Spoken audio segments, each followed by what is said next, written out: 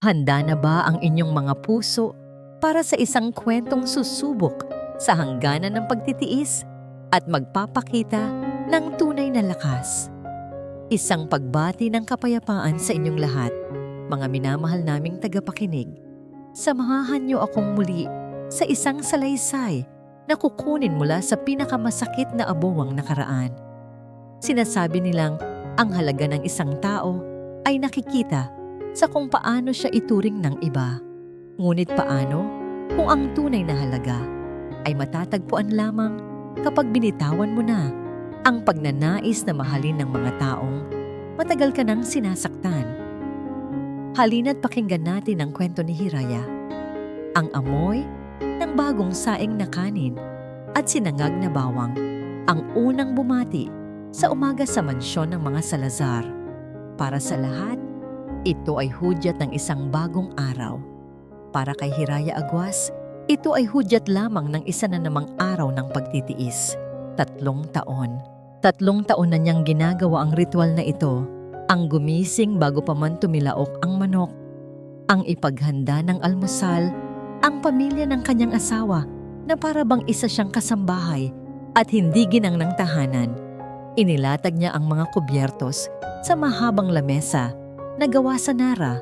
Bawat platito, bawat kutsarating tinidor ay nasa perpektong linya. Ito ang tanging bagay na kaya niyang kontrolin sa bahay na ito. Ang kaayusan. Hanggang ngayon ba ay hindi mo pa rin alam kung paano ang tamang timpla ng kape ni Lino?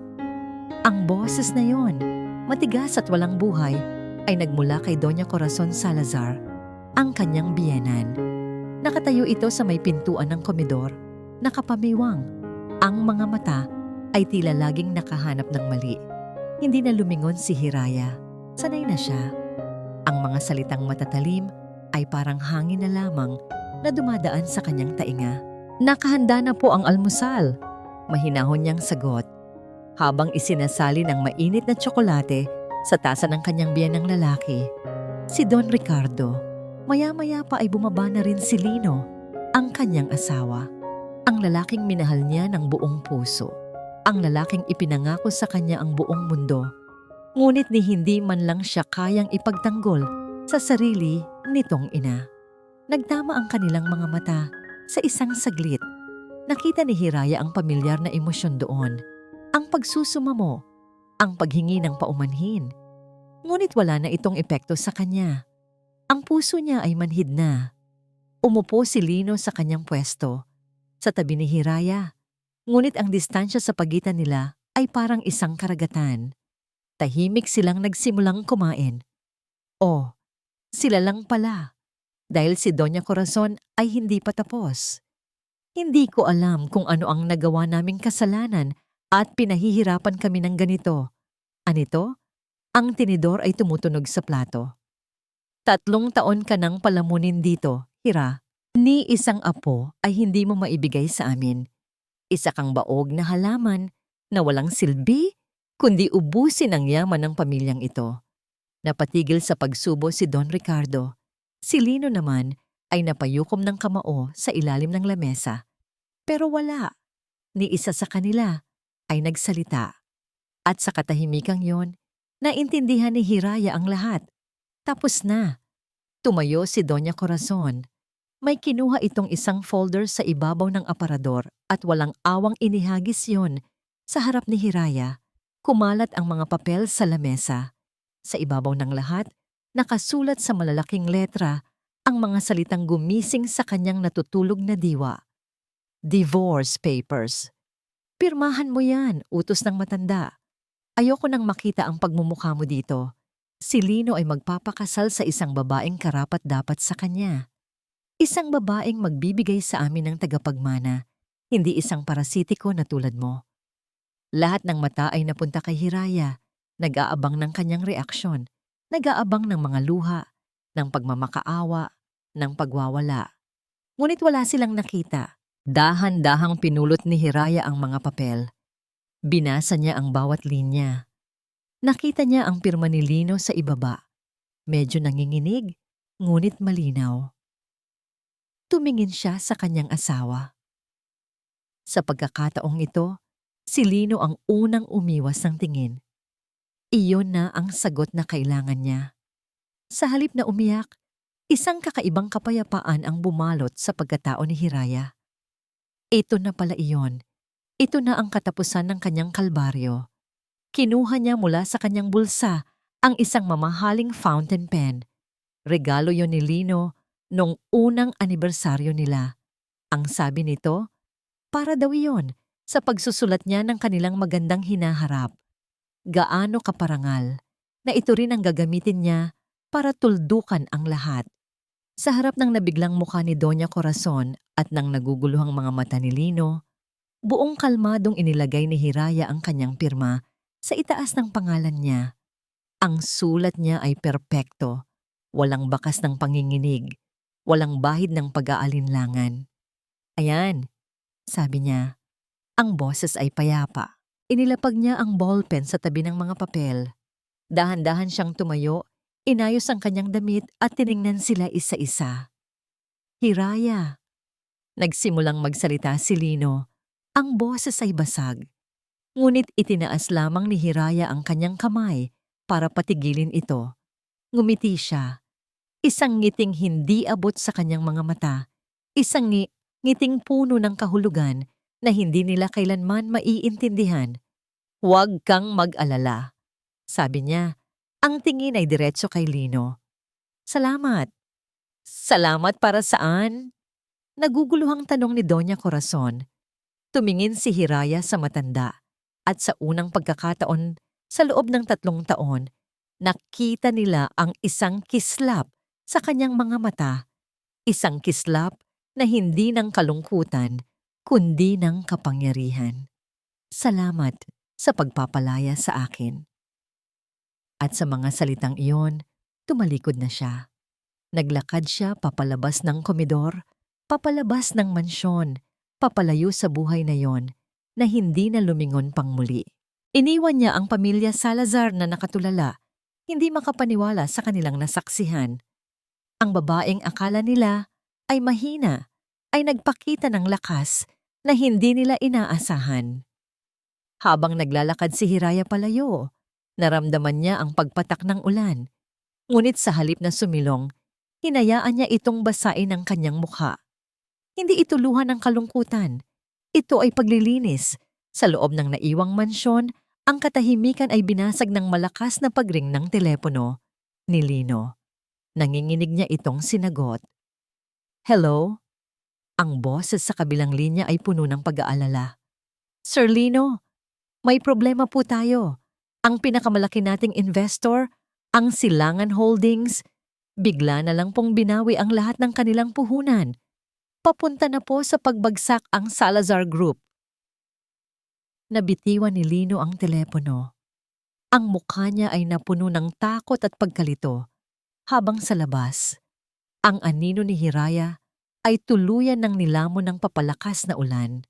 Nabitawan ni Lino ang telepono.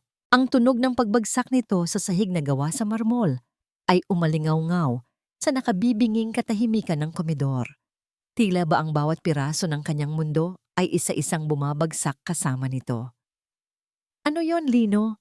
Anong nangyari? Nag-aalalang tanong ni Don Ricardo na mabilis na tumayo. Si Doña Corazon, na kanina'y puno ng pagmamalaki matapos mapaalis si Hiraya, ay napalitan ng pagkalito ang ekspresyon. Lino, sumagot ka. Pero hindi makapagsalita si Lino. Parang may bumara sa kanyang lalamunan. Ang mga salita mula sa kabilang linya ay paulit-ulit na tumatakbo sa kanyang isipan. Binawi ang lahat ng kanilang puhunan. Papunta na po sa pagbagsak ang Salazar Group. Ang Salazar Group, ang imperyong binuo ng kanyang lolo, pinalago ng kanyang ama. Ang pundasyon ng kanilang yaman, ng kanilang kapangyarihan. Paanong nangyari ito sa isang iglap? Ang sumunod na mga oras ay isang malaking pagkataranta. Isang emergency board meeting ang agad na ipinatawag. Ang conference room, na dati simbolo ng kanilang katatagan, ay naging isang pugon ng galit at takot. Ang mga board member na dati yumuyukod sa kanila ay ngayoy sumisigaw. humihingi ng kasagutan. Ricardo, anong kalokohan ito? Paanong nawala ang pinakamalaki nating investor nang walang pasabi? Wala ba kayong backup plan? Ganito na ba kahina ang pamamalakad ninyo? Nakatayo lang si Lino sa isang sulok, hawak ang sentido. Pinipilit niyang intindihin ang mga numero, ang mga projection, ang mga posibleng solusyon. Ngunit ang tanging nakikita ng kanyang isip ay ang kalmadong mukha ni Hiraya habang pumipirma sa mga papel. Ang kanyang huling mga salita, "Salamat sa pagpapalaya sa akin." Hindi kaya? Hindi. Imposible. Si Hiraya ay isang simpleng babae, isang ampon, na walang alam sa mundo ng negosyo. Paano siya magkakaroon ng koneksyon sa isang dambuhalang kumpanya tulad ng Silangan Holdings? Nagkataon lang siguro, isang napakasamang bangungot ng pagkakataon. Nang gabing iyon, ang hapunan sa Hacienda Salazar ay walang buhay. Ang masasarap na pagkaing nakahain ay tila walang lasa. Ang katahimikan ay mas mabigat pa kaysa sa mga sigaw sa boardroom kanina. Ito ay dahil sa babaeng iyon, biglang sabi ni Doña Corazon, bumasag sa katahimikan. Ang tinig niya ay puno ng hinanakit. Ang malas na babaeng iyon. Simula nang dumating siya sa pamilyang ito, puro problema na lang ang dala niya. Ngayong nakaalis na siya, iniwan pa rin niya ang kanyang kamalasan. Hindi kumibo si Lino. Wala na siyang lakas para makipagtalo. Isang bahagi ng kanyang isip ang gustong sumang-ayon para may mapagbuntunan ng sisi. Ngunit ang puso niya, sa kaibuturan nito, ay sumisigaw ng ibang pangalan. Kasalanan ko ito. Pero huwag kayong mag-alala. Pagpapatuloy ni Doña Corazon, may biglang pagbabago sa tono. May kislap ng pag-asa sa kanyang mga mata. May kilala ako na maaring makatulong sa atin. Isang napakatalinong babae mula sa isang marangal na pamilya. Siya ang dapat na pinakasalan mo noon pa, Lino. At sa hudyat na yon, pumasok sa komedor ang isang babae. Matangkad, balingkinita ng katawan, at suot ang isang damit na halatang mamahalin. Ang kanyang ngiti ay perpekto. Ang kanyang mga mata ay matatalino. Siya si Clara del Mundo. Doña Corazon. Don Ricardo. Bati niya. Ang boses ay malambing, ngunit may bigat ng autoridad. Lino, I heard what happened. I came as soon as I could. Ipinakilala siya ni Doña Corazon na tila isang diyosa na bumaba mula sa langit. Isang business prodigy na nagpalago ng sarili nilang kumpanya. Ang bawat salita ng matanda ay isang patama kay Hiraya. Tingnan mo, Lino. Ganito ang isang tunay na babae. Matalino, may kakayahan at galing sa magandang pamilya. Hindi tulad ng iba dyan. Pinaupo nila si Clara sa mismong upuan kung saan palaging umuupo si Hiraya. Napatingin si Lino sa bakanting pwesto sa tabi niya at isang matinding kirot ang kanyang naramdaman. Kahit ang amoy ng pabango ni Clara na napakatapang ay hindi kayang tabunan ng alaalang naiwan ng kanyang asawa sa silyang yon. Nagsimulang magsalita si Clara tungkol sa krisis. Ang bawat salita niya ay nagpapakita ng kanyang kaalaman. Nagbigay siya ng mga mungkahi, mga posibleng paraan para makabangon muli ang kumpanya. Sina Doña Corazon at Don Ricardo ay nakikinig na may paghanga. Ang kanilang mga mukha ay unti-unting nagkakaroon ng pag-asa. Ang kailangan natin ay isang malakas na alyansa, sabi ni Clara, habang inililibot ang tingin sa kanilang tatlo. Isang bagong investor na kayang punan ng iniwang butas ng Silangan Holdings. Pero sino? Tanong ni Don Ricardo. Lahat ng malalaking manlalaro ay tiyak na nag-aalangan nang pumasok ngayon. Ngumiti si Clara, isang ngiting misteryoso. Mayroon isa, ang pinakamakapangyarihan sa lahat, ang namumuno sa samahan ng mga mangangalakal ng Silangan. Sila ang asosasyon na kinabibilangan ng halos lahat ng malalaking negosyo sa bansa. Kung makukuha natin ang suporta nila, hindi lang tayo makakabangon, mas lalakas pa tayo kaysa dati. Biglang nabuhayan ng loob si Doña Corazon. Oh, magandang ideya. Kakausapin ko sila bukas na bukas din. May isang problema, Donya. Malumanay na sabi ni Clara na tila nag-aatubili. Ang chairman ng samahan, walang sino man ang nakakakilala sa kanya. Napaka-pribado ng taong yon. Nagpapakita lang sila sa mga piling-piling pagkakataon, ni pangalan o muka, walang nakakaalam. Nawalan muli ng kulay ang mukha ng mag-asawang Salazar. Ang pag-asang ibinigay ni Clara ay tila isang bituin na imposibleng abutin. Habang sila'y nag-uusap, ang isip ni Lino ay lumilipad sa ibang lugar, sa bakanting silya sa tabi niya, sa babaeng umalis kaninang umaga na ang tanging dala ay ang sarili. Ang babaeng akala niya ay kilalang-kilala niya, ngunit sa mga sandaling ito, napagtanto niya na marahil wala talaga siyang alam tungkol kay Hiraya Aguas. Nasa loob ng kanyang opisina si Hiraya. Ang 4 na sulok ng silid ay salamin, na nagbibigay ng halos perpektong tanawin ng buong lungsod ng Silangan. Dito, mula sa tuktok ng pinakamatayog na gusali, ang lahat ay tila maliliit na langgam lamang na abala sa kani-kanilang buhay. Dati, isa siya sa mga langgam na yon. Ngayon, siya na ang nagmamasid mula sa itaas. Suot niya ang isang itim na business suit na perpektong nakabalot sa kanyang katawan. Ang kanyang buhok na dati laging nakapusod lang ay ngayoy malayang nakalugay, bahagyang kulot sa dulo. Ang tanging palamuti sa kanyang katawan ay isang simpleng kwintas, isang bagay na hindi kailanman nakita ng mga Salazar. "Ma'am," sabi ng kanyang executive assistant sa pamamagitan ng intercom. "Nandito na po sila. Nasa waiting area na po sina Jingeng Corazon at Gilino Salazar." Isang bahagyang nangiti ang sumilay sa labi ni Hiraya. "Good. Hayaan mo silang maghintay ng eksaktong 15 minuto bago mo sila papasukin sa conference room." "Masusunod po, ma'am."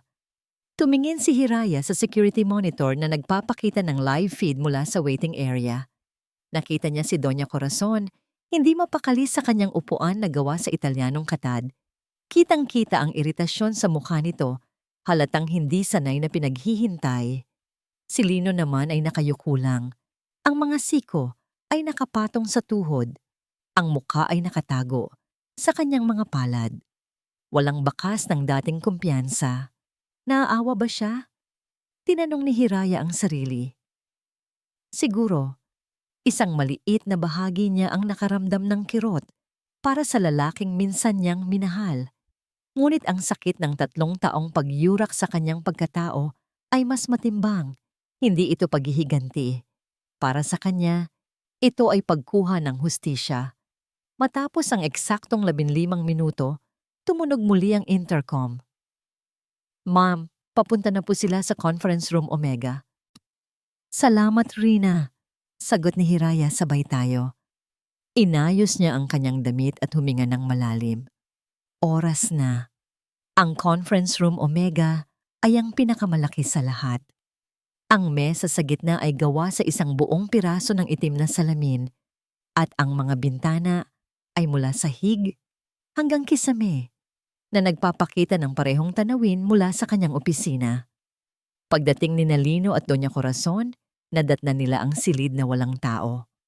Ang tanging naroon ay isang anino ng isang babae na nakatayo malapit sa bintana, nakatalikod sa kanila, habang pinagmamasdan ang syudad sa ibaba. Ang postura nito ay nagpapakita ng kapangyarihan at hindi matitinag na kumpiyansa. "Magandang umaga," sabi ni Doña Corazon. Pilit na pinatatag ang kanyang boses. "Kami ang mga Salazar. May appointment kami sa chairman." Hindi gumalaw ang anino. Ang katahimikan ay tila isang mabigat na kumot na bumalot sa silid. Nagsimula ng mainip muli si Doña Corazon. Nasaan ang chairman ninyo? Ayaw naming nagsasayang ng oras. Sa wakas, dahan-dahang humarap ang babae. Ang pag-ikot nito ay tila tumagal ng isang kawalang hanggan. Bawat segundo ay parang isang dagok sa dibdib ni Nalino at Corazon.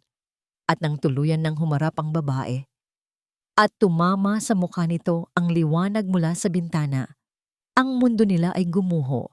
Ang mukha na iyon, ang mga matang iyon, kilalang kilala nila. Ngunit ang ekspresyon, ang aura, ay ganap na banyaga. Hey Hiraya, nauutal na sabi ni Lino. Ang pangalan ay tila isang tinik sa kanyang lalamunan. Si Doña Corazon ay napanganga. Ang mga mata ay nanlalaki sa hindi makapaniwalang pagtingin. Anong ginagawa mo rito? Sino ka para magpanggap? Isang ngiti ang sumilay sa mga labi ni Hiraya. Isang nangiting mapang-asar na nagpalamig sa dugo ng mag-ina. Magandang umaga, Doña Corazon. Lino, bati niya. Ang kanyang boses ay kalmado at malamig. Walang bahid ng kahit anong emosyon na dati nilang naririnig. Ako ang sadya ninyo. Ako ang chairman. Naglakad siya papalapit sa mesa at may inihagis na isang makapal na folder sa ibabaw nito. Ang tunog ng paglapag nito ay umalingaw-ngaw sa silid. Ano? Ano ito? Nanginginig na tanong ni Lino habang nakatingin sa folder na parang isang mabisang bomba. Nasasabog anumang oras. Buksan mo! Utos ni Hiraya. Nanginginig ang mga kamay ni Lino habang binubuklat ang mga dokumento. Ang kanyang muka ay unti-unting namumutla sa bawat pahinang kanyang binabasa.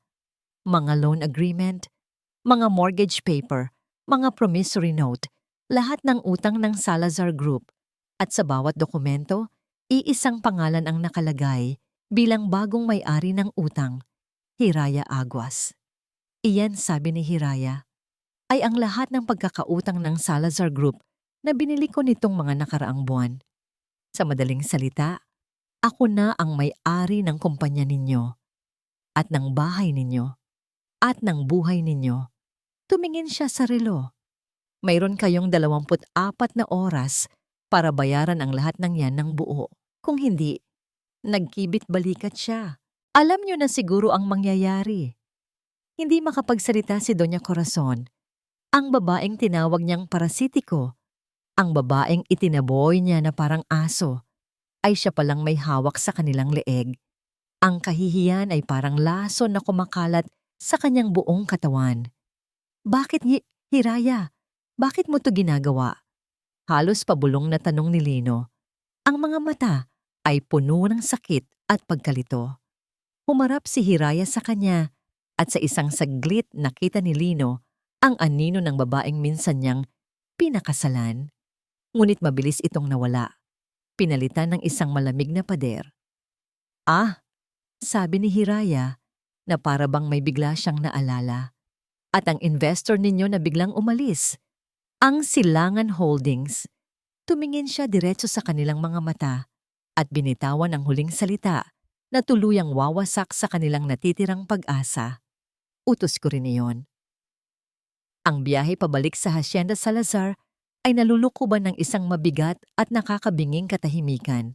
Si Lino ang nagmamaneho, ngunit ang kanyang mga mata ay blanko. Nakatingin lang sa kalsada, pero hindi talaga ito nakikita. Ang kanyang mga kamay ay mahigpit na nakakapit sa manibela. Ang mga ugat ay halos lumabas, na para bang iyon na lang ang tanging bagay na pumipigil sa kanya na gumuho. Sa tabi niya, si Doña Corazon ay nakatingin sa labas ng bintana. Ngunit ang tanawin ng mga luntiang bukirin na dati ipinagmamalaki niya ay tila wala ng halaga. Ang kanyang mukha, na dati laging taas noo at puno ng pagmamataas, ay ngayoy lukot sa pagkabigla at galit. Ang pagbubunyag kanina ay hindi lang isang sampal sa kanyang mukha. Ito ay isang malakas na suntok na yumanig sa pundasyon ng lahat ng kanyang pinaniniwalaan. Pagdating nila sa mansyon, hindi na nakapagpigil si Doña Corazon. Isang manloloko. Iyon ang babaeng iyon. Isang manloloko. Sigaw niya. Ang boses ay umalingaw-ngaw sa malawak na sala. 3 taon. 3 taon siyang nagpanggap. Nakaawa-awa sa pamamahay na ito. Nagkunwari siyang mahina para pagtawanan tayo sa huli. Hayop siya. Ma, tama na. Mahinang sabi ni Lino habang isinasara ang pinto. Parang wala na siyang lakas. Anong tama na? Hindi mo ba nakikita, Lino? Nilinlang niya tayong lahat. Ikaw. Nilinlang ka niya. Dinuro siya ng kanyang ina. Pinakasalan mo ang isang ahas na nag-abang lang ng tamang pagkakataon para tuklawin tayo. Hindi na nagsalita si Lino dahil sa isang sulok ng kanyang isipan, alam niyang hindi iyon totoo. Hindi si Hiraya ang nanlinlang. Sila ang nanlokos sa kanilang mga sarili. Masyado silang nabulag ng kanilang pagtingin sa yaman at katayuan, kaya hindi nila nakita ang tunay na halaga ng taong nasa harap nila. Tinapakan nila ang isang diamante dahil akala nila'y ordinaryong bato lang ito. Kinagabihan, dumating muli si Clara del Mundo na tila isang anghel na handang dumamay. Dala niya ang balita tungkol sa pagpupulong sa samahan na mabilis nang kumalat sa mundo ng negosyo. I can't believe it, Hiraya! Sabi ni Clara, umiling-iling na tila hindi rin makapaniwala. Sino ang mag-aakala? Isa siyang demonyo. Nanggigigil na sabi ni Doña Corazon. Pero hindi kami magpapatalo. Lalaban kami. Umupo si Clara sa tabi ni Lino. Ang kanyang kamay ay marahang dumapo sa balikat nito. Lino, kumusta ka? Tumingin lang si Lino sa kanya. Ang mga mata ay walang buhay. Huwag kang mag-alala. Malambing na sabi ni Clara. May paraan pa. Hindi pa huli ang lahat. Hinawakan niya ang kamay ni Lino. Mahal ka pa rin niya, Lino. Nararamdaman ko. Biglang nagkaroon ng kislap sa mga mata ni Lino. Pag-asa, kahit gaano kaliit. Paano mo nasabi? Isang babae, gaano man siya kalakas, o kayaman, ay hindi basta-basta nakakalimot sa lalaking minahal niya. Paliwanag ni Clara, ang kanyang mga mata ay tila nangungusap. Ang lahat ng ito, ang pagbili niya sa mga utang ninyo. Marahil ito ang paraan niya para makuha ang atensyon mo, para ipakitang nagkamali ka. Gamitin mo yon, Lino. Kausapin mo siya. Hindi bilang isang kalaban sa negosyo, kundi bilang ang lalaking minsan niyang minahal. Paalalahanan mo siya sa inyong pinagsamahan. Ang mga salita ni Clara ay parang musika sa pandinig ng desperadong si Lino. Iyon na nga, pag-ibig. Iyon ang tanging armas na natitira sa kanya. Kailangan niyang subukan para sa kanyang pamilya, para sa kanilang pangalan. Sa ilalim ng malakas na buhos ng ulan, nagmaneho si Lino papunta sa address ng bagong tirahan ni Hiraya, isang marangyang penthouse sa pinakamamahaling bahagi ng lungsod. Ang lugar na yon ay sumisigaw ng kapangyarihan at yaman na hindi niya kailanman inakalang pagmamay-ari ni Hiraya. Bumaba siya ng kotse at tumayo sa harap ng malaking pinto ng gusali. Hindi siya nag-abalang gumamit ng payong. Hinayaan niyang basain siya ng ulan na para bang ang tubig na yon ay kayang hugasan ang kanyang mga kasalanan. Nag-doorbell siya. Matagal bago bumukas ang intercom. Sino yan? Isang boses na pamilyar ngunit malamig ang nagtanong. Hiraya. Ako to, si Lino. Mag-usap tayo, parang awa mo na. Ilang segundo ng katahimikan. Akala ni Lino ay hindi na siya pagbubuksan. Ngunit maya-maya, bumukas ang pinto. Nakatayo si Hiraya sa lobby. Suot ang isang simpleng puting bestida. Ang dati niyang asawa. Ang babaeng hindi niya nakilala. Ang mga mata nito ay tumingin sa kanya, mula ulo hanggang paa, na tila sinusuri ang isang estranghero. Anong kailangan mo? Tanong niya. Walang emosyon. Patawarin mo ako, Hiraya. Sabi ni Lino, ang boses ay nanginginig dahil sa lamig at sa bigat ng kanyang dibdib. Alam kong nagkamali ako. Nagkamali kaming lahat, pero parang awa mo na. Huwag mong gawin to. Bigyan mo kami ng pagkakataon. Lumapit si Hiraya sa pinto, ngunit hindi siya lumabas. Nanatili siya sa loob, kung saan tuyo at mainit. Pagkakataon, binigyan kita ng 3 taon, Lino.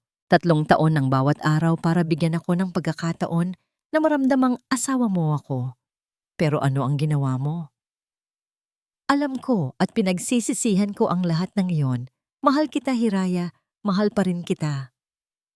Sa mga salitang iyon, isang mapait na tawa ang kumawala sa mga labi ni Hiraya. Pagmamahal. Ang pagmamahal na sinasabi mo ay hindi kayang bumili ng respeto, Lino. Hindi niyan kayang burahin ang lahat ng gabing umiyak ako nang mag-isa dahil mas pinili mong pakinggan ang ina mo kaysa sa akin. Lumuhod si Lino sa basang sahig, isang desperadong hakbang. Gagawin ko ang lahat, Hiraya. Lahat.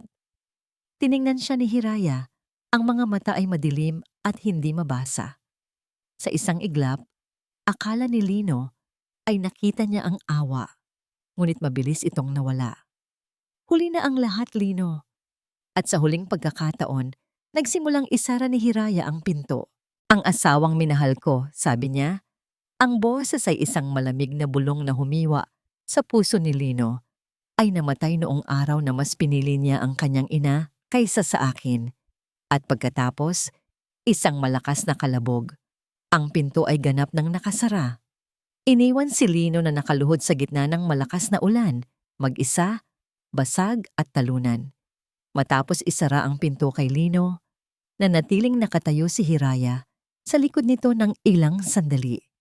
Hindi niya pinakinggan ang mahinang pagkatok at pagtawag nito, nakalaunay humina at nawala. Natabunan ng walang hintong pagbuhos ng ulan. Hindi niya hinayaang may tumulong luha mula sa kanyang mga mata. Matagal nang natuyo ang bukal ng kanyang mga luha para sa lalaking yon. Pumanik siya pabalik sa kanyang penthouse. Ang lugar ay malawak at moderno. Pinalamutian ng mga obra ng sining at mga mamahaling muebles. Malayong malayo sa simpleng kwarto niya sa Hacienda Salazar. Ito ang kanyang mundo. Ang mundong matagal niyang itinago. Pumunta siya sa kanyang study kung saan naghihintay ang kanyang assistant na si Rina. Hawak ang isang tablet. Ma'am, narito na po ang pinapahanap ninyo, sabi ni Rina. Iniabot ang gadget kay Hiraya. Umupo si Hiraya sa kanyang swivel chair at tiningnan ang screen. Nakadisplay doon ang isang detalyadong ulat tungkol kay Clara Del Mundo. Mga larawan, mga koneksyon sa negosyo, mga financial record. Sa unang tingin, mukha itong profile ng isang perpektong negosyante. Malinis, matagumpay, kagalang-galang. May kakaiba ba? Tanong ni Hiraya habang iniscroll ang mga pahina. Sa unang tingin po wala, pero nang mas malalim naming sinuri ang mga transaksyon ng Del Mundo Corporation sa nakalipas na 6 na buwan, may napansin po kami. Sabi ni Rina, itinuro ang isang chart sa screen.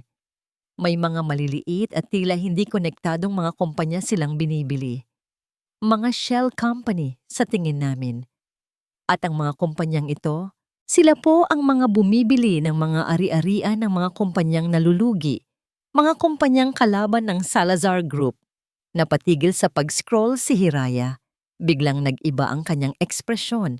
Mula sa pagiging kalmado, naging matalas ang kanyang mga mata. Ibig sabihin, mukhang matagal nang pinaplano ni Miss Del Mundo na pabagsakin ang mga Salazar, ma'am. Ang ginawa ninyo sa Silangan Holdings ay nagpadali lang ng proseso para sa kanya. Siya ang ahas na nag-aabang sa damuhan. Hinihintay lang na may ibang manuklaw sa biktima para siya na ang lumamon. Isang malamig na pakiramdam ang gumapang sa kalooban ni Hiraya. Akala niya, ang kalaban niya lang ay ang kayabangan at kalupitan ng mga Salazar. Ngayon, napagtanto niyang may isa pang manlalaro sa chessboard na ito. Isang manlalaro na mas tuso at mas mapanganib. Alamin mo pa ang lahat tungkol sa kanya, utos ni Hiraya.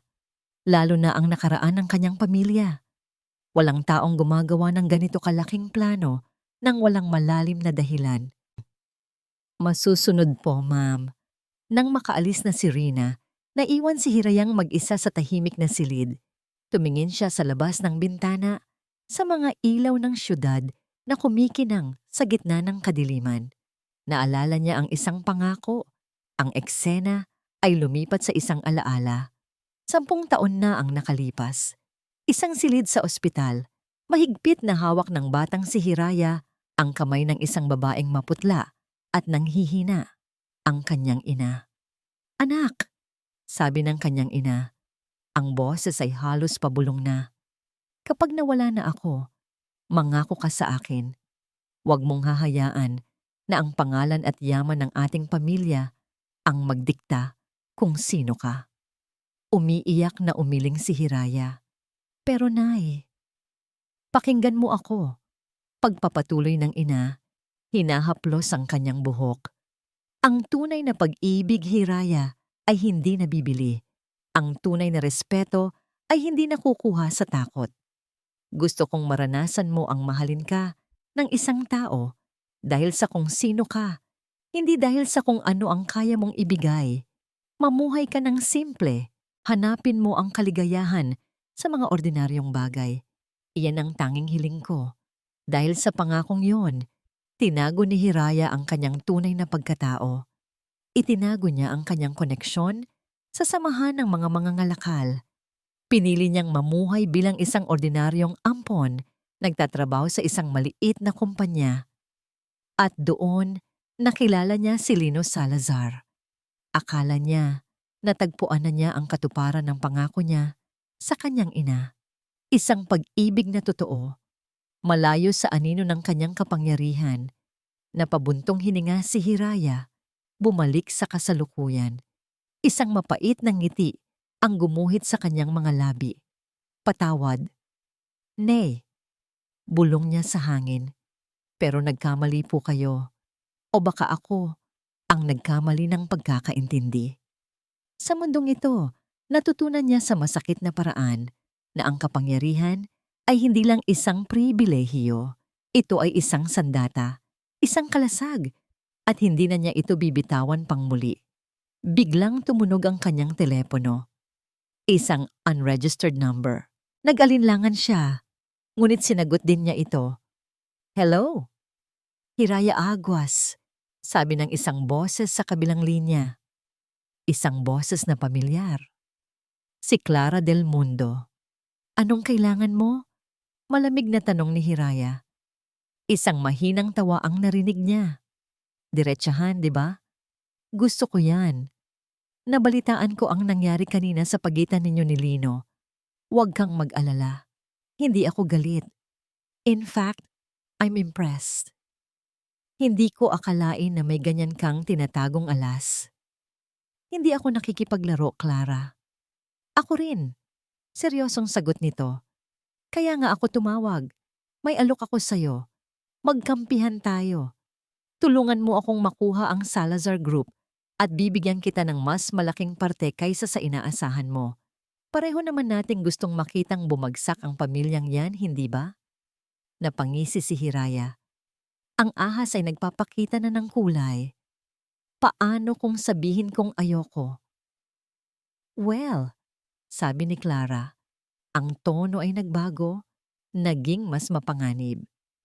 "Kung hindi kita kakampi, ibig sabihin, kalaban kita. At maniwala ka sa akin, Hiraya. Ayaw mo akong maging kalaban."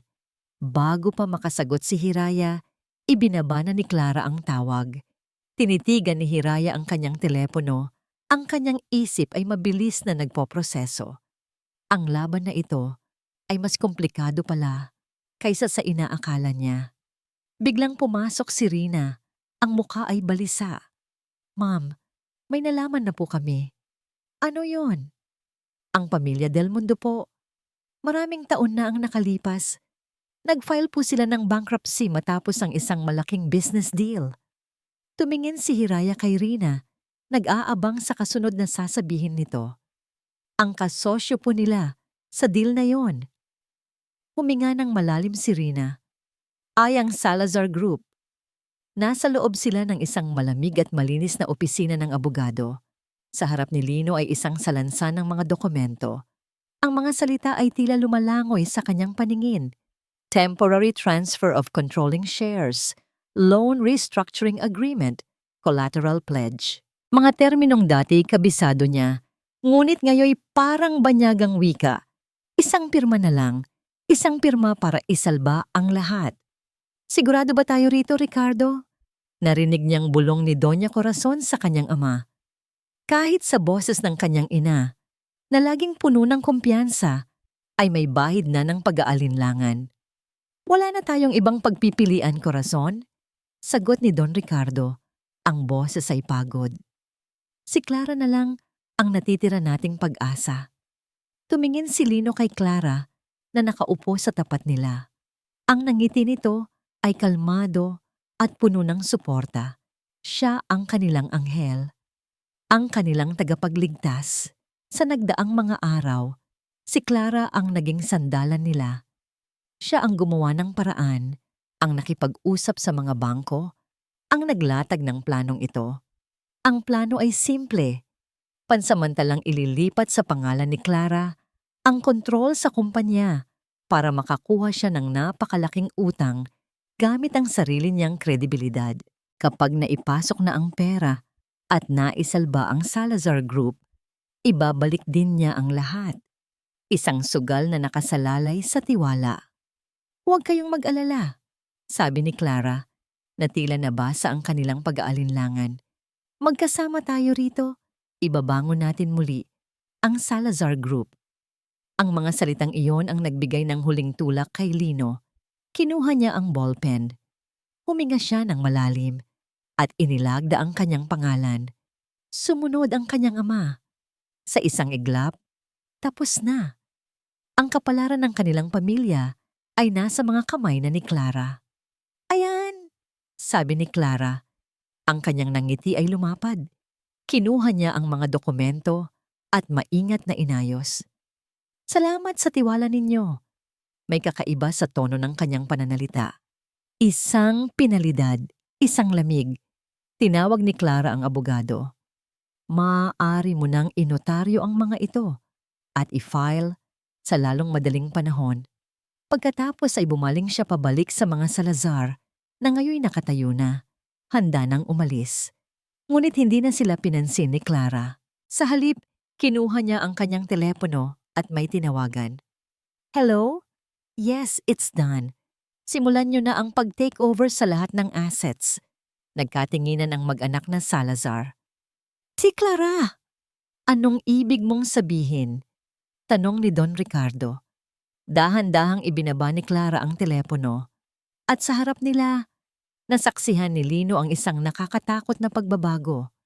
Ang nangiti ni Clara ay unti-unting nawala. Napalitan ito ng isang lamig na kailanman ay hindi pa niya nakikita. Ang mga matang dati puno ng pag-aalala ay ngayon nagliliyab sa isang damdaming matagal na itinago. Purong pagkamuhi. Ang ibig kong sabihin, Don Ricardo, sabi ni Clara, ang bawat salita ay tila patalim. Ay tapos na ang laro. Panalo na ako. Ano? Anong pinagsasabi mong bata ka? Sigaw ni Doña Corazon.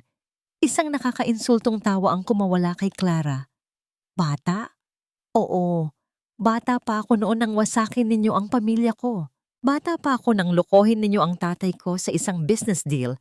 Kinuha ang lahat ng pera niya at iniwan siyang walang-wala. Napaatras si Don Ricardo, ang mukha ay namutla.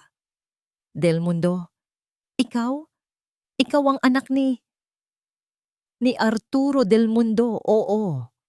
Sigaw ni Clara. Ang luha ng galit ay nagsimula nang mamuo sa kanyang mga mata. Ang tao na tinuring kayong kaibigan. Ang tao na nagtiwala sa inyo. At ano ang ginawa ninyo? Pinagtulungan ninyo siya hanggang sa malugi.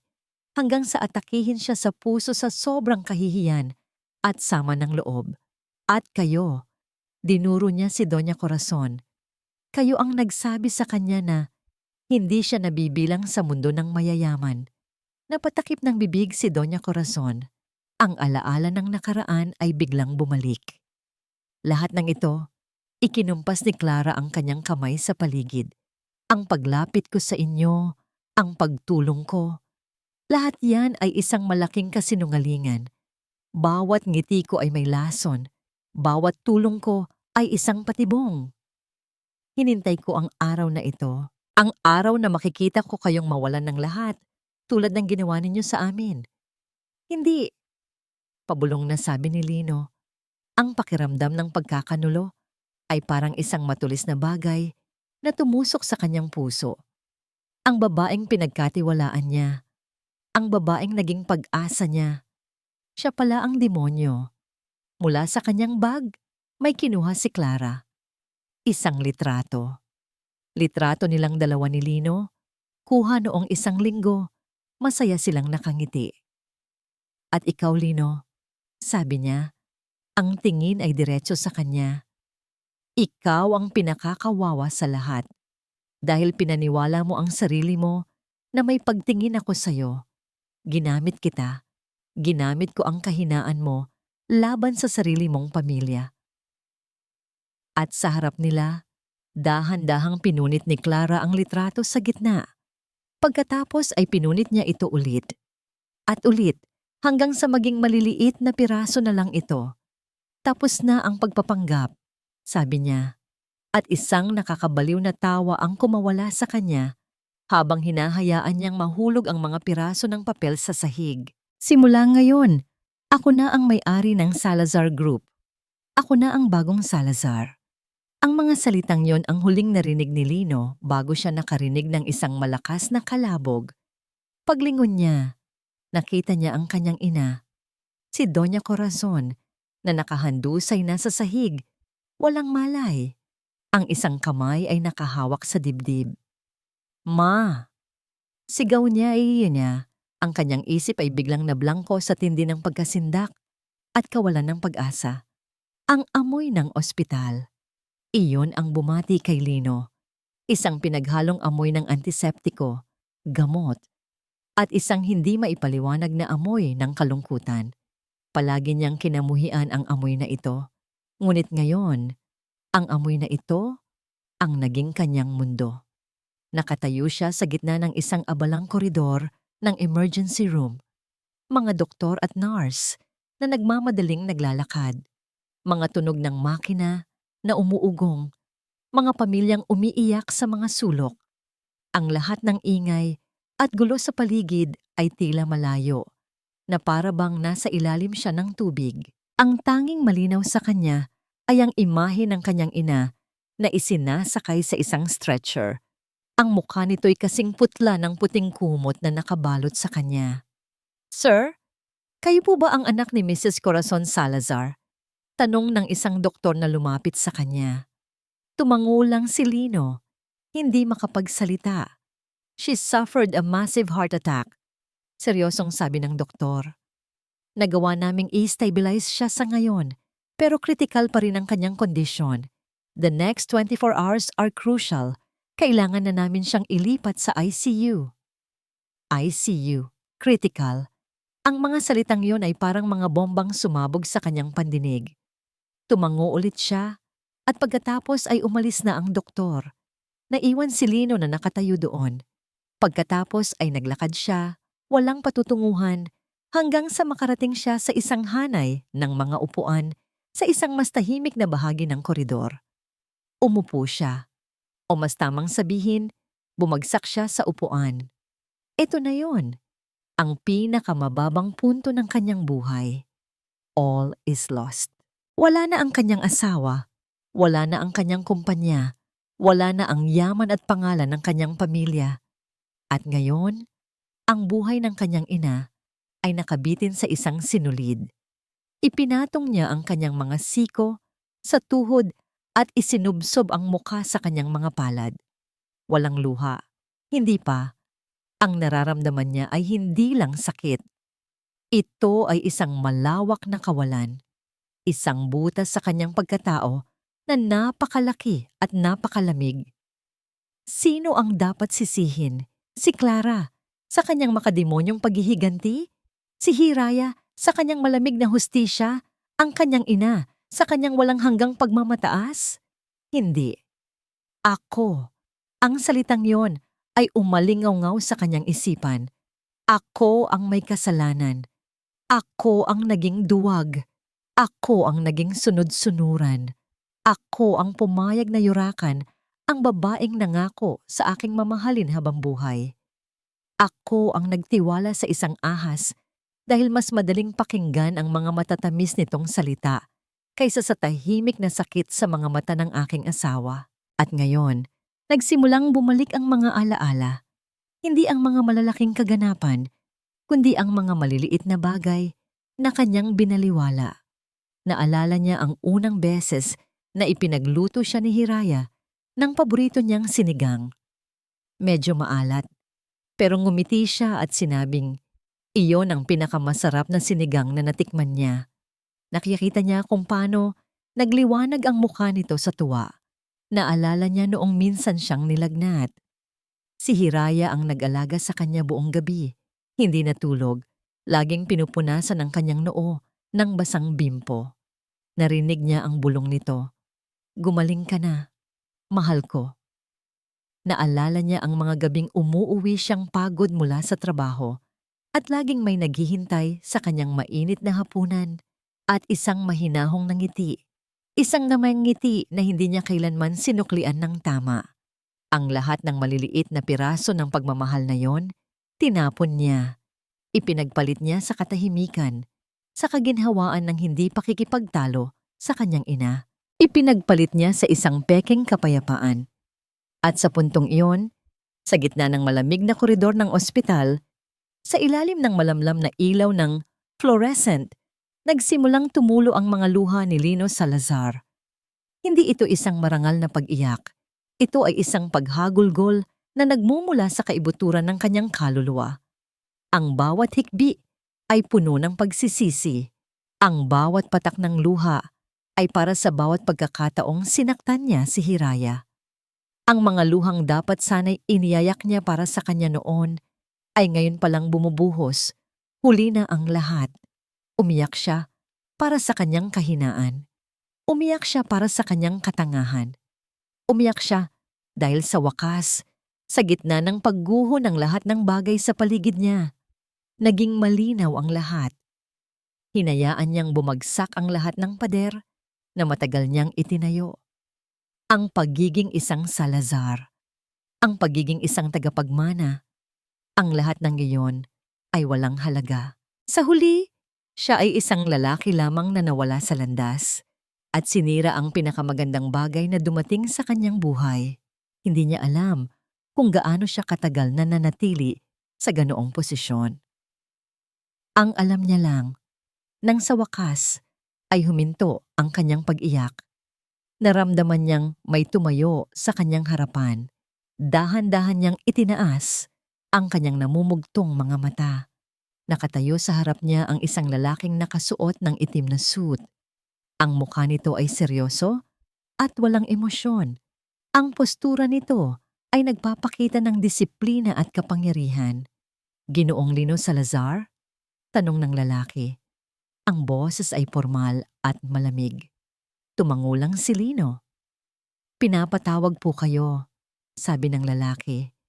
Nais po kayong makausap ng amo ko.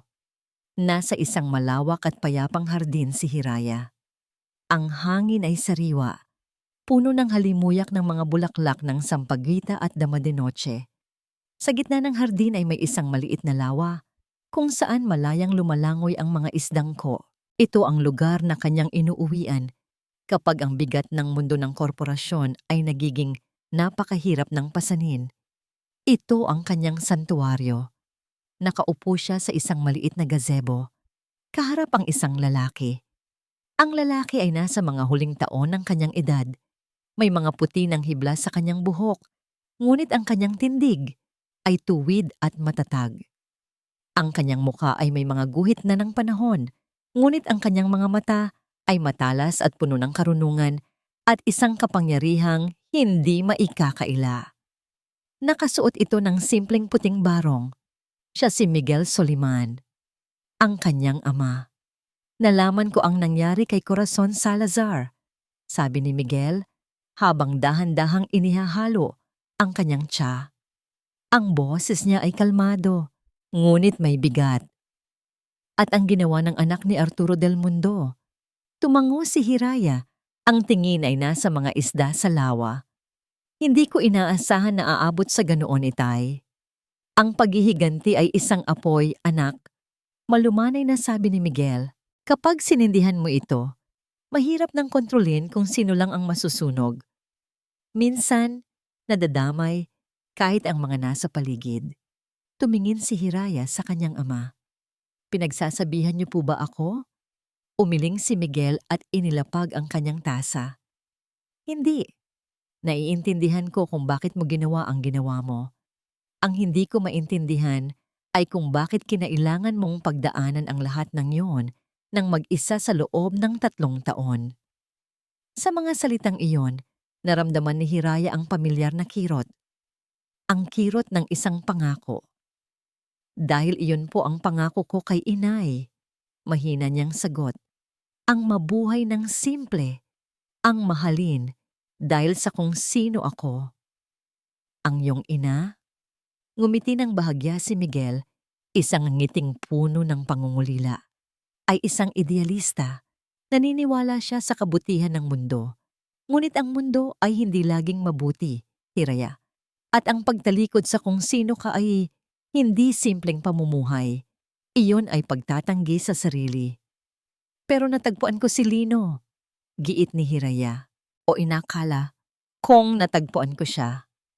Natagpuan mo ang isang ilusyon, anak, sabi ng kanyang ama. Isang pag-ibig na nakatayo sa isang pundasyong gawa sa buhangin. Nang dumating ang unang malakas na alon ng pagsubok, gumuho ito. Ang tunay na pag-ibig ay parang isang batong matibay. Gaano man kalakas ang hampas ng alon, nananatili itong buo. Hinawakan ni Miguel ang kamay ng kanyang anak. Ang kanyang palad ay magaspang. Mga kamay ng isang taong nagtrabaho at lumaban. Ngunit ang hawak niya ay puno ng pagmamahal. Iginagalang ko ang desisyon mong mamuhay ng mag-isa at patunayan ang iyong sarili. Ipinagmamalaki kita sa lahat ng iyong narating bilang chairman ng samahan. Ngunit ako pa rin ang iyong ama at nasasaktan akong makita kang nasasaktan. Tumingin siya sa mga mata ni Hiraya. Ngayon, nasaktan ka na nila at hindi na ako tatayo lang sa gilid at manunod. May kinuha siyang isang bagay mula sa kanyang bulsa, isang maliit at antigong selyo na gawa sa ginto. Inilapag niya ito sa mesa. Sa gitna ng selyo ay may nakaukit na simbolo, isang araw na may 8 sinag. Ang simbolo ng angkan ng araw. Ang samahan ng mga mangangalakal ay isa lamang sa maraming sanga ng puno. Hiraya, paliwanag ni Miguel. Ngunit ang angkan ng araw, tayo ang ugat. Ang ugat na nagbibigay buhay at kumokontrol sa lahat. Ang kapangyarihan mo bilang chairman ay malaki, ngunit limitado.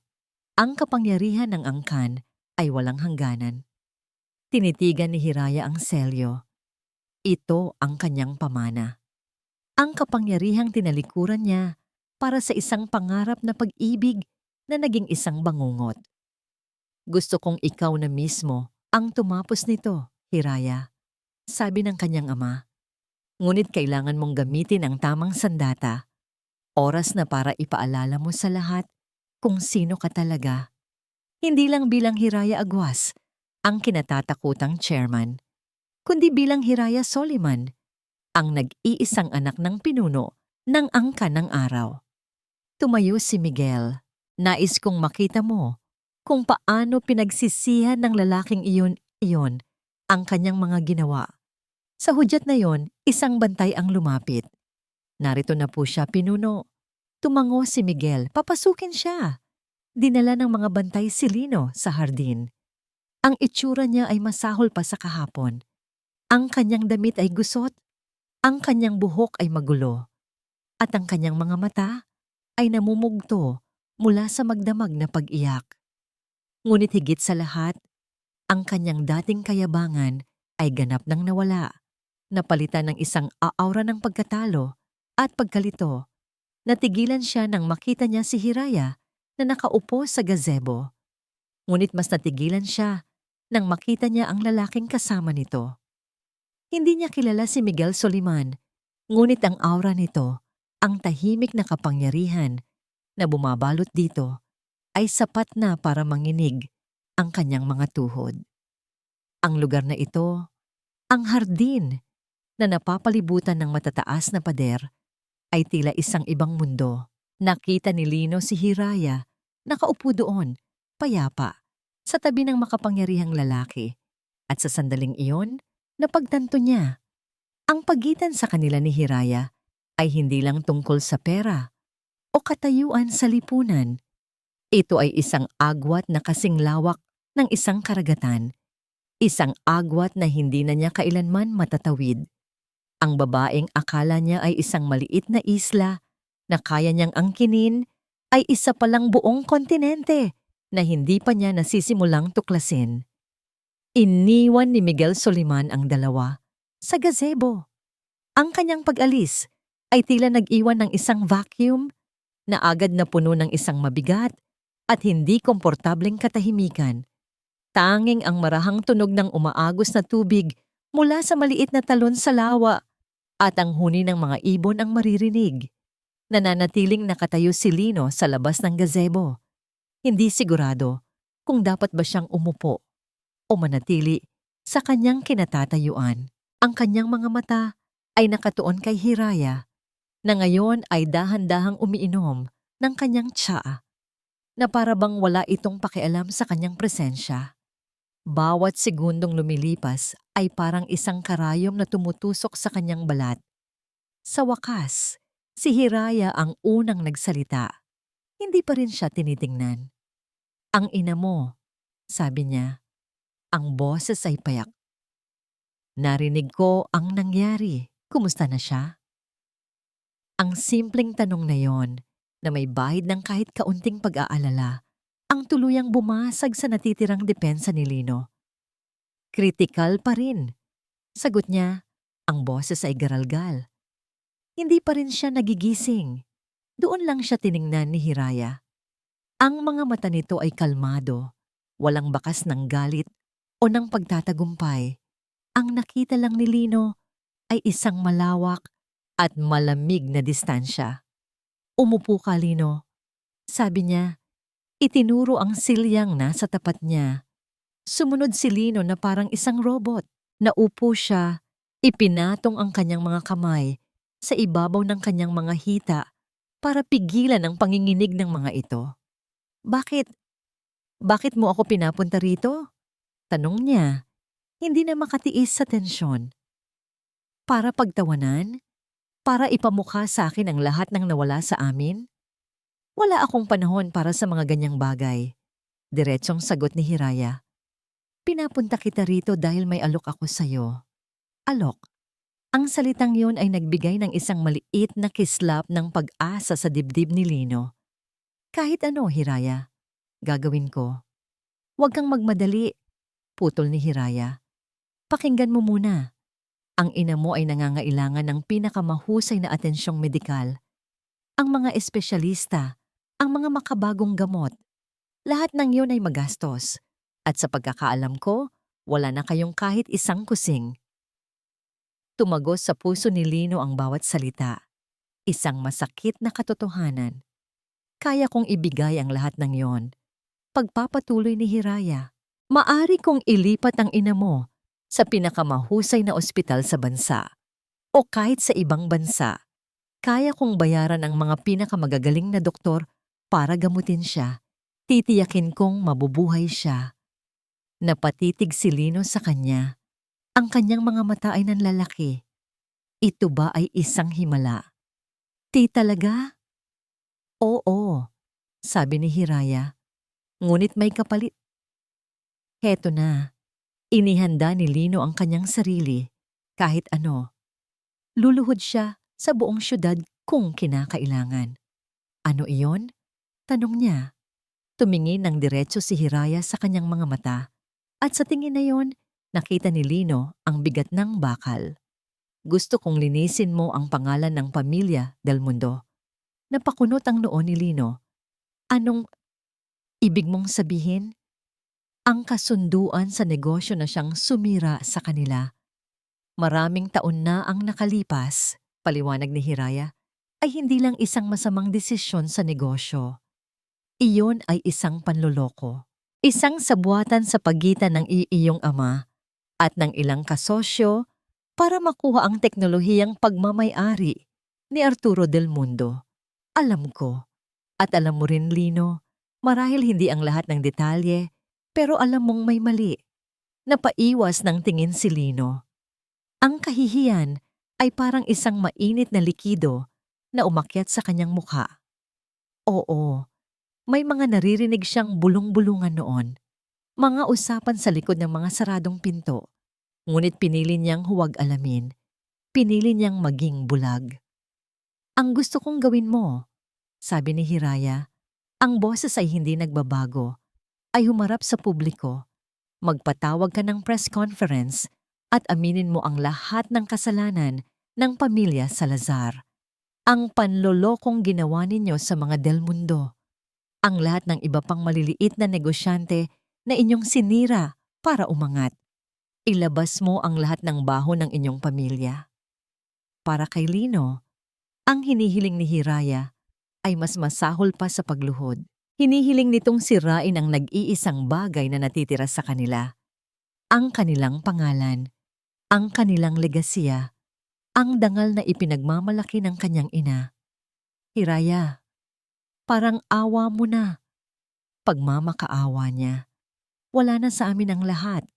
Huwag mo namang kunin pa ang huling piraso ng dignidad na natitira sa amin. Dignidad? Isang mapait na ngiti ang sumilay sa labi ni Hiraya. Ang dignidad ba ay ang pagtatago sa likod ng mga kasinungalingan? Ang dangal ba ay nakukuha sa pagyurak sa iba? Hindi, Lino. Ang tunay na dignidad ay matatagpuan sa pagtanggap ng katotohanan, gaano man ito kasakit. Nagsimula ang isang matinding digmaan sa loob ni Lino. Sa isang banda, ang buhay ng kanyang ina. Sa kabilang banda, ang dangal ng kanilang angkan. Ngunit habang tinititigan niya si Hiraya, napagtanto niya na mali ang kanyang iniisip. Hindi ito tungkol sa dangal. Ito ay tungkol sa paggawa ng tama. Ito ang kanyang huling pagsubok. Isang pagkakataon, hindi lang para iligtas ang kanyang ina, kundi para iligtas din ang kanyang kaluluwa. Huminga siya ng malalim. Naalala niya ang itsura ng kanyang ina sa higaan ng ospital, ang mga makina na nagpapanatili sa kanyang buhay. Naalala niya ang mukha ni Clara na puno ng galit. Naalala niya ang 3 taon ng kalungkutan sa mga mata ni Hiraya. Ang lahat ng iyon ay bunga ng kasakiman at kasinungalingan ng kanilang pamilya. Oras na para putulin ang siklo, itinaas niya ang kanyang tingin. Tumingin siya diretso sa mga mata ni Hiraya, ang mga mata na minsan niyang minahal at sinaktan. At sa unang pagkakataon, ang kanyang desisyon ay hindi nagmula sa takot o sa kaginhawaan, kundi sa isang bagay na mas malalim. Pumapayag ako. Ang ballroom ng isang grandiyosong hotel ay puno ng mga tao. Mga mamamahayag mula sa lahat ng malalaking network, mga blogger na may hawak na kanilang mga telepono, mga negosyante at mga usisero.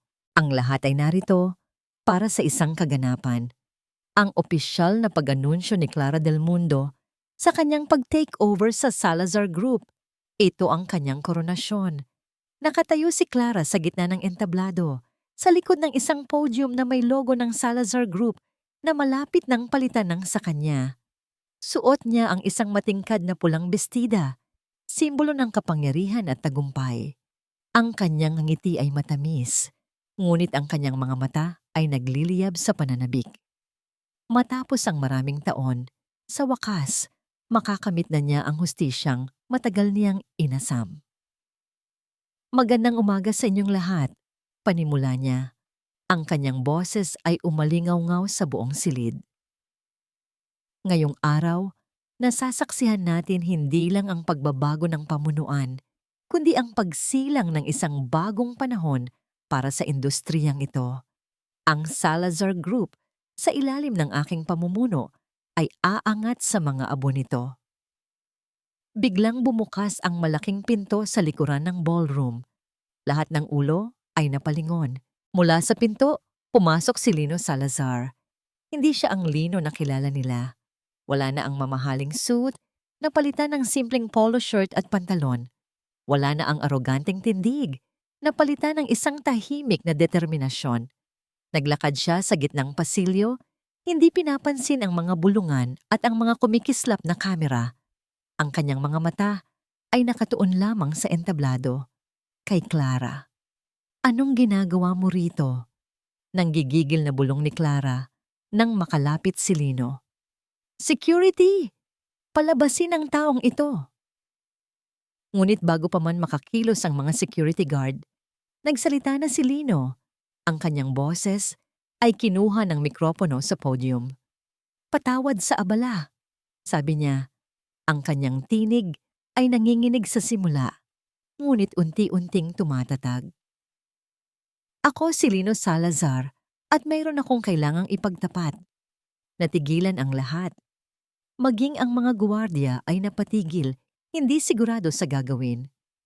Ang babaeng ito, sabi ni Lino, itinuro si Clara, ay nagsasabi ng totoo. Bumagsak ang aming pamilya. Ngunit ang hindi niya sinasabi sa inyo ay ang dahilan kung bakit kami nararapat bumagsak.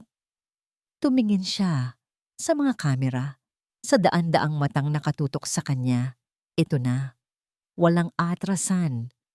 Maraming taon na ang nakalipas.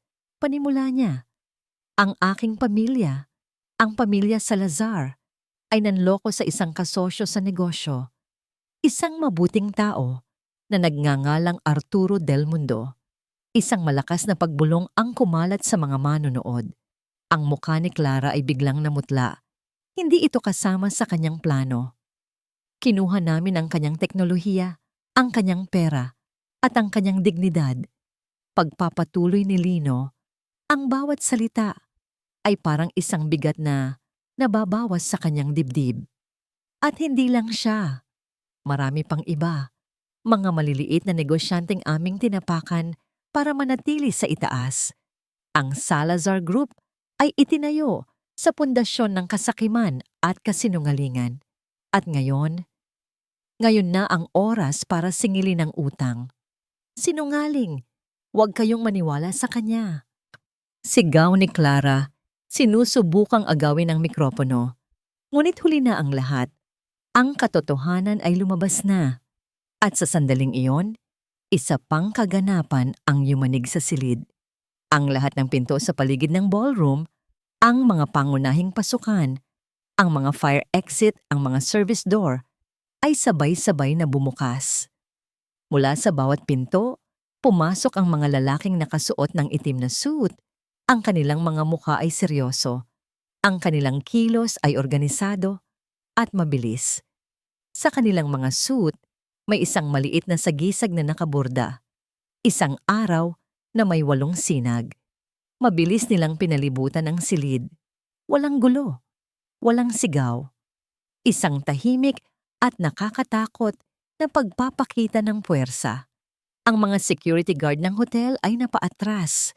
Walang magawa laban sa kanilang organisadong presensya. Ang lahat ng tao ay natigilan, napuno ng takot at pagtataka. Anong nangyayari? Ang dagat ng mga itim na suit sa gitnang pasilyo ay nahawi. At mula roon, naglakad ang isang babae. Hindi siya ang hiraya na tinapakan sa Hacienda Salazar. Hindi rin siya ang chairman na nagpakita ng kapangyarihan sa conference room. Ang hiraya na naglalakad ngayon ay iba. Suot niya ang isang simpleng ngunit eleganteng puting kasuotan. Ang kanyang paglakad ay maharlika. Ang kanyang mukha ay kalmado. Ngunit ang kanyang mga mata ay may bigat ng 1,000 taon ng kasaysayan. Sa kanyang tabi ay naglalakad si Miguel Soliman na ang presensya lamang ay sapat na para patahimikin ang buong lugar. Lahat ng miyembro ng Angka ng Araw na naroroon ay yumukod ng bahagya habang siya'y dumaraan. Si Clara, na kanina'y naghahari-harian sa entablado, ay napaatras na parang isang daga na nakakita ng agila. Ang kanyang paghihiganti, ang kanyang tagumpay, ay biglang naging abo sa kanyang bibig. Ang kapangyarihang pinaghirapan niyang makuha ay parang isang kandila lamang sa harap ng isang paparating na bagyo. Umakyat si Hiraya sa entablado. Hindi niya tiningnan si Lino o si Clara. Kinuha niya ang mikropono. "Ako si Hiraya Soliman," deklara niya. Ang kanyang boses ay malinaw at matatag, nangingibabaw sa buong ballroom.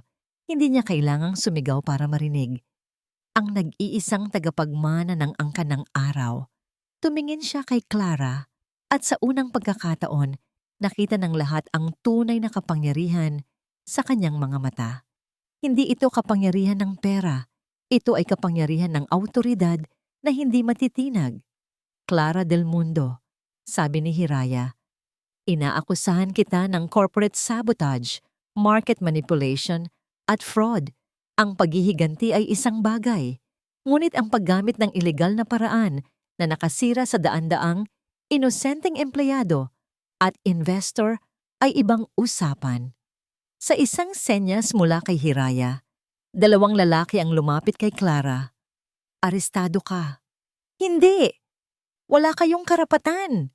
Nagpupumiglas na sigaw ni Clara habang siya'y pinupusasan. Tumingin sa kanya si Hiraya, walang awa, ngunit may bahid ng kalungkutan. "Ang galit mo ay kayang sunugin ng isang pamilya," sabi ni Hiraya. Ang kanyang boses ay isang malamig na bulong na narinig ng lahat. "Pero ang kapangyarihan ko, kayang sunugin ang buong mundo mo." Ang mga sumunod na araw ay naging isang malaking ipu-ipo ng balita sa buong bansa. Ang pag-amin ni Lino Salazar, ang pag-aresto kay Clara del Mundo, at higit sa lahat, ang paglabas sa publiko ng Angka ng Araw at ang tagapagmana nitong si Hiraya Soliman. Ang pangalang Salazar, na dati simbolo ng yaman, ay ngayon naging kasing kahulugan ng kahihiyan. Ang Salazar Group ay tuluyan ng gumuho. Ang mga natitirang piraso nito ay isa-isang kinain ng mga utang at kaso para kay Lino. Ang ingay ng mundo sa labas ay tila wala ng epekto. Ang kanyang mundo ay lumiit, naging kasing simple ng apat na sulok ng isang silid sa isang pampublikong ospital. Nakatayo siya sa tabi ng kama ng kanyang ina. Nagising na si Doña Corazon ilang araw na ang nakalipas. Ngunit ang babaeng nagising ay anino na lamang ng dati niyang sarili. Wala na ang nag-aapoy na mga mata, ang matigas na tindig, ang matalas na dila. Napalitan ito ng isang basag na tingin at isang katawan na tila bumigay na sa bigat ng pagkatalo. Hindi na ito nagsasalita. Tumingin lang ito sa bintana, sa isang mundong hindi na niya pag-aari. Inayos ni Lino ang kumot ng kanyang ina. Pinunasan niya ang noo nito. Siya na ang gumagawa ng lahat ng bagay na dati ginagawa ni Hiraya para sa kanila. At sa bawat pag-aalaga, nararamdaman niya ang bigat ng kanyang pagsisisi. Salamat sa tulong ni Hiraya, isang tulong na ibinigay sa ilalim ng ibang pangalan para hindi na makadagdag sa kahihiyan. Nalipat si Doña Corazon sa isang mas maayos na semi-private na ospital. Hindi ito kasinggaran ng dati nilang tinatakbuhan, ngunit sapat na para mabigyan siya ng disenteng pangangalaga. Ang natitirang pera mula sa kanilang mga naibentang personal na gamit ay unti-unti na ring nauubos. Isang hapon, habang nagbabalat siya ng mansanas para sa kanyang ina, naramdaman ni Lino ang isang presensya sa may pintuan. Paglingon niya, nakatayo roon si Hiraya. Hindi siya nakasuot ng damit ng isang chairman o ng isang prinsesa. Nakasuot lang siya ng simpleng maong na pantalon at puting blouse. Walang alahas, maliban sa pamilyar na kwintas. Sa isang saglit, para siyang bumalik sa babaeng dati niyang asawa. Tumayo si Lino. Walang nagsalita sa kanila. Ang tanging maririnig ay ang mahinang tunog ng mga makina sa ospital. Tumingin si Hiraya sa nakaratay na si Doña Corazon. Wala kang mababasang galit o awa sa kanyang mga mata. Tanging isang tahimik na pagtanggap sa nangyari. Pagkatapos ay bumaling siya kay Lino. "Salamat," basag na sabi ni Lino. "Salamat sa lahat ng tulong mo para kay Mama." Tumango lang si Hiraya. "Hiraya." Pagpapatuloy ni Lino, at sa pagkakataong ito, ang kanyang boses ay puno ng isang katapatan na kailanman ay hindi pa niya naipakita. "Wala akong karapatang humingi nito at hindi ko inaasahan. Pero gusto ko lang sabihin, patawad." Hinayaan niyang lumabas ang mga salita, hindi para makakuha ng simpatiya, kundi para palayain ang sarili niyang konsensya. "Patawad sa bawat araw na binaliwala kita. Patawad sa bawat salitang hindi ko sinabi para ipagtanggol ka. Patawad sa pagiging isang duwag. Ikaw ang pinakamagandang bagay na nangyari sa buhay ko at sinayang ko iyon." Tinitigan siya ni Hiraya. Matagal. Na para bang tinitimbang ang bawat salitang kanyang sinabi. "Alam ko," mahinang sagot ni Hiraya. Ang kanyang mga mata ay bahagyang lumambot. "Ang pagsisisi ay isang mabigat na pasanin. Lino, huwag mo itong bitbitin habang buhay. Gamitin mo ito para maging isang mas mabuting tao." Lumapit siya ng isang hakbang. "Pinapatawad na kita." Ang mga salitang yon ay parang isang malakas na agos na humugas sa lahat ng dumi sa kaluluwa ni Lino. Hindi niya napigilan ang luhang pumatak mula sa kanyang mga mata. Ngunit sa pagkakataong ito, hindi ito luha ng pagsisisi, kundi luha ng paglaya. "Hindi dahil sa karapat-dapat ka," dagdag ni Hiraya, "kundi dahil karapat-dapat ako sa kapayapaan. Tapos na ang lahat ng sakit. Pinalaya mo ako sa ating kasal, Lino.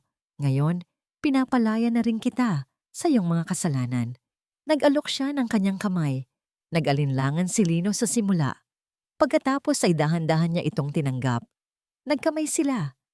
Hindi bilang mag-asawa, hindi bilang magkaaway, kundi bilang dalawang tao na minsang nagkasakitan, ngunit ngayon ay handa nang magpatuloy sa magkaibang landas. Ang kanilang paghawak kamay ay isang selyo, ang formal na pagtatapos ng isang kabanata sa kanilang mga buhay. Binitawan ni Hiraya ang kanyang kamay. "Mag-ingat ka, Lino." "Ikaw din, Hiraya." Tumalikod na si Hiraya at nagsimulang maglakad papalayo. Habang nasa may pintuan na siya, bigla siyang huminto. Ngunit hindi lumingon. "Para sa kaalaman mo," sabi niya, "ang sinigang na una kong niluto para sa'yo. Sinadya kong alat-alatan yon para subukan kung magrereklamo ka tulad ni Mama." Isang maliit na ngiti ang sumilay sa labi ni Lino sa gitna ng kanyang mga luha. "Alam ko." Narinig niya ang isang mahinang tawa mula kay Hiraya bago ito tuluyang lumabas ng pinto at naglaho. Naiwan si Lino sa silid kasama ang kanyang natutulog na ina. Sa unang pagkakataon sa loob ng napakatagal na panahon, naramdaman niya ang isang bagay na matagal nang nawala. Kapayapaan. Habang papalabas ng ospital, kinuha ni Hiraya ang kanyang telepono. May isang text message na naghihintay sa kanya mula sa kanyang ama. Ang mensahe ay simple lang, "Uwi na, anak. 6 na buwan na ang lumipas." Ang iskandalong yumanig sa mundo ng negosyo ay unti-unti nang napalitan ng mga bagong balita. Ang pangalang Salazar ay halos nabura na sa alaala ng publiko. Naging isang babala na lamang sa mga kwentuhan tungkol sa kayamanan at pagbagsak. Sa loob ng conference room ng Angka ng Araw, nakaupo si Hiraya sa dulo ng mahabang mesa. Hindi na siya ang babaeng nagtatago sa anino o ang babaeng nasasaktan. Ang Hiraya ngayon ay isang leader. Ang kanyang presensya ay hindi na kailangang ipagsigawan. Ito ay mararamdaman sa kanyang kalmadong tindig at sa paraan ng kanyang pakikinig. At yun po ang proposal para sa community housing project sa dating lupain ng Salazar, sabi ng isang batang arkitekto, habang itinuturo ang isang digital model sa screen.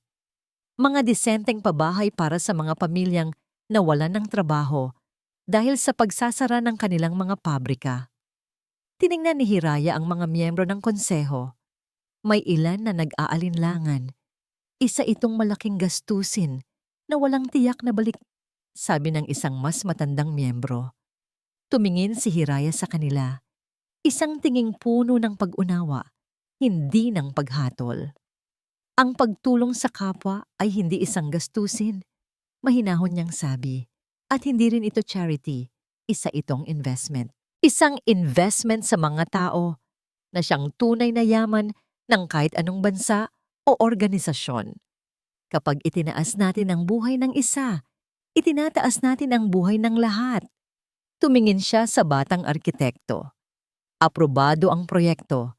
Simulan ninyo sa lalong madaling panahon. Isang ngiti ng pasasalamat at paghanga ang isinukli ng binata. Sa pamumuno ni Hiraya, ang angkan ng araw ay hindi na lang isang makapangyarihang organisasyon na kumikilos sa anino. Ito ay nagiging isang puwersa para sa pagbabago. Kinahapunan, habang pauwi, natigil ang sasakyan ni Hiraya sa tapat ng isang traffic light. Habang naghihintay, napadako ang kanyang tingin sa isang maliit na karinderya sa gilid ng kalsada. Abala ang mga tao, kumakain, nagtatawanan, at sa gitna ng lahat ng yon, may isang pamilyar na mukha. Si Lino. Hindi na siya nakasuot ng mamahaling damit. Isa na lang siyang simpleng lalaki na nagpupunas ng mesa. May lumapit sa kanyang isang batang kalye, nanlilimos. Sa halip na itaboy, ngumiti si Lino. Pumasok sa loob. At lumabas na may dalang isang nakabalot na pagkain at isang bote ng tubig. Ibinigay niya ito sa bata. Ginulo ng bahagya ang buhok nito at bumalik sa trabaho. Hindi ito isang malaking kabayanihan. Isa itong simpleng kabutihan. Ngunit sa ngiti ni Lino, isang nangiting payapa at totoo. Isang nangiting hindi kailanman nakita ni Hiraya noong sila'y magkasama pa. Alam niyang natagpuan na rin nito ang sarili nitong kapayapaan. Hindi awa ang naramdaman ni Hiraya, kundi isang tahimik na pagtanggap. Isang maliit na ngiti ang sumimilay sa kanyang labi bago umandar muli ang sasakyan. Nang gabing iyon, sa hardin ng kanilang tahanan, muli silang nag-usap ng kanyang ama. "Masaya ka ba, anak?" tanong ni Miguel, habang pinagmamasdan nila ang buwan. Matagal bago sumagot si Hiraya, tumingin siya sa kanyang paligid, sa mga bulaklak, sa mga bituin, sa tahimik na presensya ng kanyang ama. "Payapa po ako, itay," sagot niya. At sa tingin ko, mas mahalaga po yon kaysa sa simpleng kaligayahan. Kinaumagahan, bago pa man sumikat ang araw, nagising si Hiraya. Nagtungo siya sa malawak na balkonahe ng kanyang penthouse, ang lugar kung saan niya minsan tiningnan ang syudad bilang isang larangan ng digmaan. Ngayon, iba na ang kanyang nakikita. Dahan-dahan, ang kadiliman ng gabi ay nagbigay daan sa isang malambot na kulay lila sa silangan.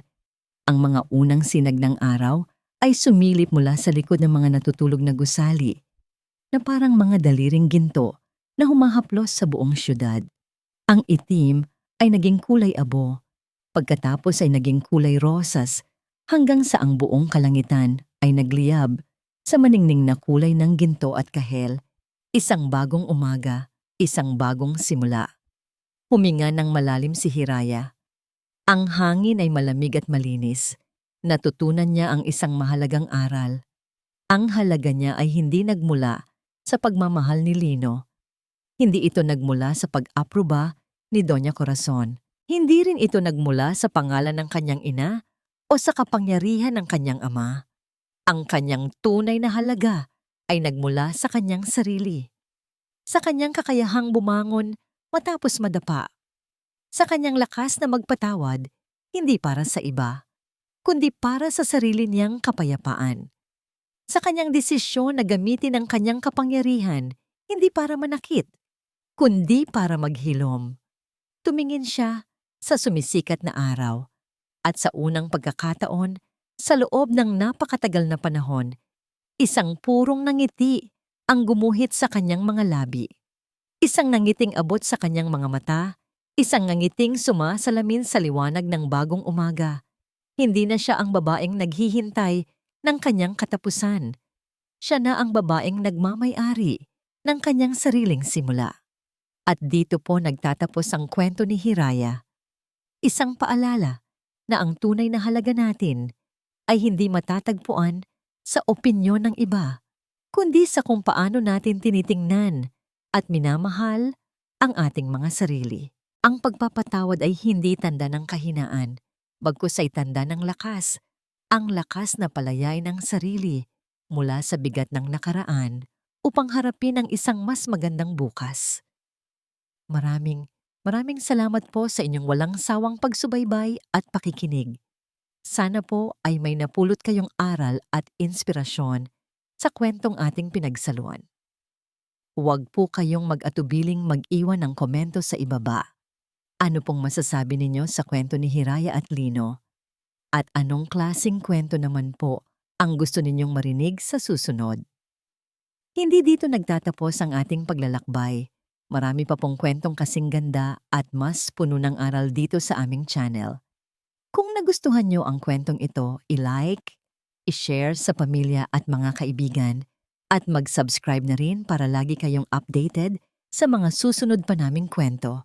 I-click nyo ang notification bell para kayo ang unang makarinig kapag may bago kaming upload. Pagpalain po kayo ng Panginoon, kayo at ang inyong buong pamilya. Hanggang sa muli, pusong muling umiibig.